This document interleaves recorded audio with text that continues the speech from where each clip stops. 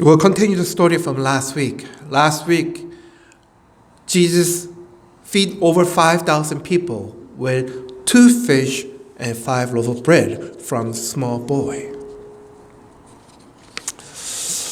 And after Jesus gave all this wonderful sign and feeding all those more than 5,000 people, they want to make Jesus become their king. I guess Jesus became really popular after those performing of signs and wonders and feeding those people. If you see anyone feeding your fullness and giving you something that you always wanted, or do you want that person to become your president or king of your country or your nations? I think everybody will want that, isn't it? If somebody come along and said, I will take care of you, give you all you need, so you never be hungry, never be thirsty again, always fill your stomach or fill whatever you need to be filled. And you want that forever. And you want that kind of love and leadership to control over you and your country or your surrounding life. I guess that was the reason why people want Jesus to become their king. Because their country, their nation was under Roman Empire. And they want to be free from it. And they want someone to take care of them. So they're thinking about Jesus as a politic way. Or something that they could feel physical life. Free from politics and ruler of Roman Empire. But we have to know clearly, Jesus didn't perform these miracles and signs for that reason. So people was following Jesus and understand the sign wrong way. And we have to understand, how do we are supposed to understand this proper way? Why Jesus performed the sign, feeding over 5,000 people with 2 fish with 5 loaves of bread? What was the reason for it? What do we need to understand? And how do we need to see this sign, to see the true Jesus about his goal or sign to showing us? Today's title is, I am the bread of the life.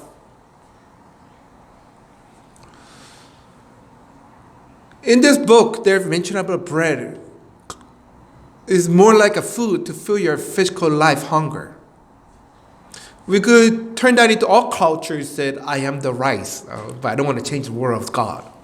But that's the way I'm trying to express to you, that you have to eat rice every day as a Korean or Oriental or Asians, that we craving for rice to fill our stomach, to be satisfied. And we need those nutritions and energies that we could work or do perform or live our daily task. And some people work there all day long and all day week or months to buy the food to satisfy them, to survive. So there's a food we need to survive. That's something that we need for our life. And that's the same way we need to understand. Jesus said, I am the bread of life, means we need Jesus in our daily life. We cannot skip. We could skip 1 or 2 meals, but can you starve for over months and years? No. We need this nutrition of food. Same way as Jesus. We need Jesus daily. Maybe we could escape 1 or 2 days, not praising God, but we need to go back. We need this Jesus as energies, as spiritual way, so that we could live our life as true Christians in our life. That's why Jesus, he is the bread, so we need to eat him. We need to put it in our body system. We need to put him in our life, so that we could live our life proper way. When I was young, while I was growing up, I was a child, my favorite book was Finding Waldo. And then sometimes I have to look at the book of the pages everywhere to find these Waldos. It would probably take forever sometime because it's so hard to find. And then sometimes we have to look at Jesus that way too. We have to search Jesus from around the world or around the things that's disturbing us, not to focus on Jesus. But we have to try to put our efforts and time and strength when we're trying to find, although we need to find like that as Jesus too. We need to find Jesus in our life. And that's why I said, I found Jesus. He was with Odo. We need to find Jesus. We need to search him. We have to see the true Jesus. Because we don't want to follow someone similar to Jesus. Because when you're looking through the book of Odo, there's all the guy who looks like a Odo, but they're not Odo. In this world, it's like that too. Surrounding our life, there's so much religion, so much God around. There's so much things in our life that giving us the joys and happiness similar to Jesus. But that's not true joys or happiness. True joys and happiness and love come from Jesus. We need to seek it. And we need to find it. That someone not close to Jesus, similar to Jesus, trying to pretending on Jesus. No. We have to see true Jesus. We have to find Jesus as true himself. So what are you seeking, guys? Why do you seek Jesus in your life? Why do you follow Jesus? Why do you guys come to church? Why do you guys worship him? Why do you guys pray to Jesus? Why do you study about Jesus? Bible study. Why? Do you seek Jesus? Or do you seek what Jesus come giving you? What do you seek, guys? Do you seeking what Jesus can giving you? That's something that blessings, some skip away from your troubles? Something that fix your matters or problem, the answer that you need? Direction of your life? Does those things that what you desire and seeking, that's what you follow Jesus? Or do you truly seeking Jesus as who Jesus is, and you want to follow him and you want to see him? Because sometimes we stay in lies. We see our lies. Sometimes we're blinded by our own desire and our own thoughts and our goals and wills. We cannot see the truth about Jesus. When the kid received the birthday present or gift or Christmas gift, the kids are so into the gift and whatever they receive, they forget about the cares and loves and the person who giving this gift to that person, the kid. They forget everything about bigger pictures, who's behind this gift. I think our life is like that when you're looking at Jesus. We follow Jesus and we're so happy with all the things, the blessing that God is giving us. And we only see that and we continue seeking only that. So if God gave you ice cream, the sweet candies or chocolate, you say, thank you. But you continue to, Lord, give me the candy again. Lord, give me the chocolate again. Lord, give me the ice cream again. Give me the sweet stuff. Give this to me. Give this to me. But you forgot why God was giving it to you. You forgot who was the person that giving that to you. And you forget that is some grace and blessings that God's giving us. We only think about sweetening our mouths and our life.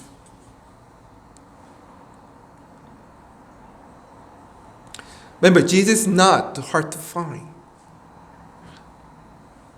Some people say Jesus is hard to find because they don't see Jesus in physical eyes.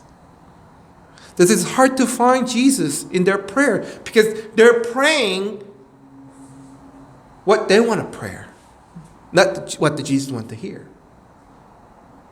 They study and read the Bible so that they could receive the comfort or peace or love from the Word.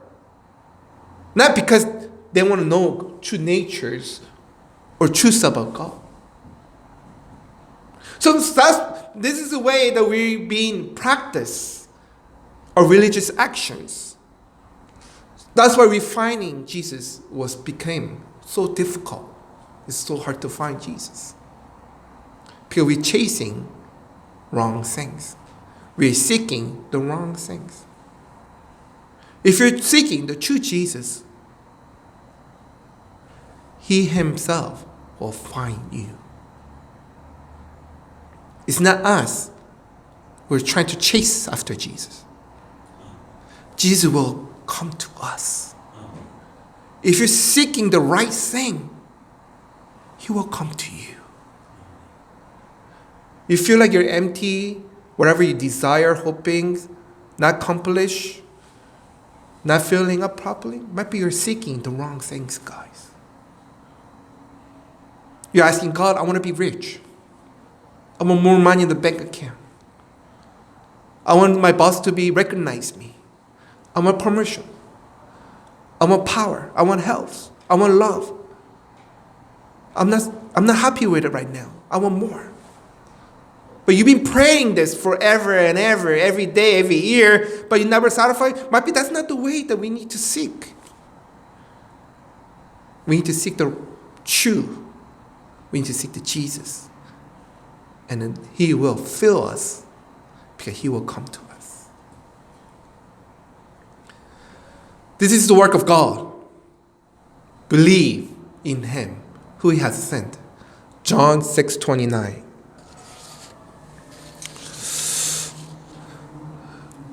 A lot of crowds came back and looking for Jesus. Jesus was disappeared after this wonderful sign of performance, feeding 5,000 people. And then Jesus went outside of the sea, and somehow people figured out where Jesus went, and they found Him. And they came to Jesus, and they're trying to tell Jesus that they're seeking Him. And Jesus said to him, "You're seeking me because your stomach was filled. You're not seeking the sign." And they don't understand this. Because they only experience filling their emptiness, so they want to keep asking Jesus to fill their emptiness. They keep following Jesus so that they'll be filled with the wonders and mighty work of sign of feeding their stomachs. And they forget about the reason of that, the performance, the sign. That's why Jesus said to them, don't work for food that is perish, but for the food that endures for eternal life. And they're asking a question, what kind of work is that? We have all of us have a work. We all have work to get paycheck, to provide food on our tables, to feed the family. And that is kind of work of physical life. So clearly Jesus said, don't work for the food that is perished. And then work for the food for eternal life. So what kind of work that is? Jesus trying to explain to us. And we could find it as verse 29 said, you need to believe. Believe. And that is the work of God. When you believe in Him, who He has sent from heaven, from Heavenly Father to us. When you believe in Jesus, and that is work of God. Because believing will eternal life forever. God will keep pouring His blessing and mercy and greatness and all those things that we need to live our life in this earth and also afterlife. To receive these nutritions and energies and power that we need to live, starting from the work of God, starting from the belief, guys. So if you don't believe in Jesus, if you don't believe in God, whatever you're seeking as religious actions and prayer, that's not proper way, and that will never work. You have to believe in Jesus. You have to believe in God first.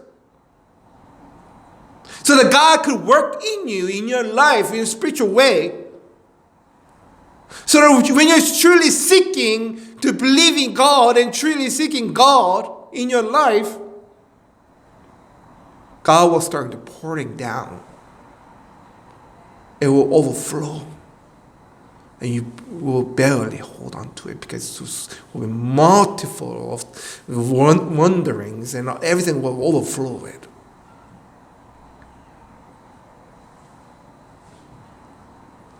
So we have to understand. We have to chase. We have to seek that will last forever, eternally. Not something that will vanish or perish. And Jesus keeps telling us He's the bread of life. Not that will perish or disappear, but will become a bread of life that give us fullness and life energy eternally. And we need to believe it. And Jesus is the bread truly came from the heaven. This crowd of people who follow Jesus tell Jesus that their father was eating manna in the wilderness, and the bread that came from heaven. And verse 32 says, Jesus then said to them, truly, truly, I say to you, it was not Moses who gave the bread from the heaven, but my Father gave you the true bread from heaven. What bread are we talking about? The people was comparing the manna, the bread came from the heaven, during the time of Exodus. And you can find this in the book of Exodus chapter 16. When Moses lead his people out of the slavery from Egypt and guiding them to the promised land. During this trip, people was hungry. They were thirsty. Remember, they were being traveling in the wilderness, in desert, day after day after day. And the journey was 40 years. So where did they get the food from? God provided. God sent manna, the bread from heaven, to them, and they could wake up early in the morning, gather it, pick it up, and they could eat it that day. So each morning when they wake up early, they find a manna near their tents, wherever they're staying. And when the sun come up, manna disappear. So they have to gather much as they could for that day, early in the morning. And they eat manna, that bread, and they survive. They live their life journey, following Moses to the promised land. So these people who are following Jesus for signs and miracles, they're telling Jesus that they've been eating this bread from the heaven who the Moses was giving them. And Jesus trying to correct them. Wasn't the Moses. Wasn't the power of Moses. Wasn't the ability of Moses. It was the Father of heaven decided to give to them as a grace and mercy so they could live their life as a citizen of the kingdom of heaven. And the same way, God has sent Jesus to them. But the manna will disappear, will perish, will disappear after they eat. But the bread of Jesus, the true bread who came from the heaven, will eternally, forever. And we need to receive it, we need to eat him, so that we could live our life eternally too.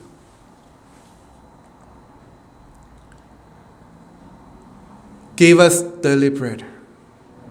Do you guys like toast or bagel? What do you guys have in the morning? Croissant? I usually eat loaf of bread, multigrain, so that I could eat healthy, lose some weight. I try to avoid greasy toast, but once in a while I got craving, I have to eat it. But when we wake up, we're trying to have a breakfast in our life, like daily life. We're hungry, empty. You know that we have to put something in our stomach. So that's why we prepare a bread and put it in toaster and trying to toast it and put some extra butter or something. We need to do that part with the spiritual too, guys. First, you have to understand you're hungry. You have to come out from your sin. You have to wake up from your sinful life. You have to come out from the break time and realize you're hungry. You have to understand you cannot live this life. You cannot survive without Jesus. You have to understand that first. You have to be hungry for Jesus. You have to hungry to ask Jesus to fill your emptiness. Then you have to reach out. Start to believing it. Yes, I know there's a bread. When I put this bread in the toaster and after eating it, I'll be filled up. I'll be satisfied. I'll be no longer hungry. That's the thing that you need to believe in Jesus. When you're asking for daily bread, when you're asking for bread of life, like those people who are following Jesus, you have to understand as soon as you accept Jesus, when you feel Jesus in you, you'll be satisfied. You'll be full. You will be happy and joyous. You have to believe it. And that's why you're pouring bread into the toaster and grabbing it. You need to seek and believe that as your spiritual life to grabbing Jesus. When you do that, Jesus will come to you. He'll fill your spirit. He'll fill your life. You'll be full. That kind of full that you never experienced with the physical fullness, guys. Don't you want that? Never be hungry. Always full. And you know that you don't have to worry about losing it. It's always there for you. That's our true Jesus. He want to fill you up. Always, eternally. John chapter 6:35 said, Jesus said to them, I am the bread of life. Whoever come to me shall not hunger, and whoever believe in me shall never thirst. If you're thirsty, if you're hungry with your life, with something, then I want you to start seeking the bread of life, guys. And He will fill you up. He will bring true joy and happiness, satisfaction in your life.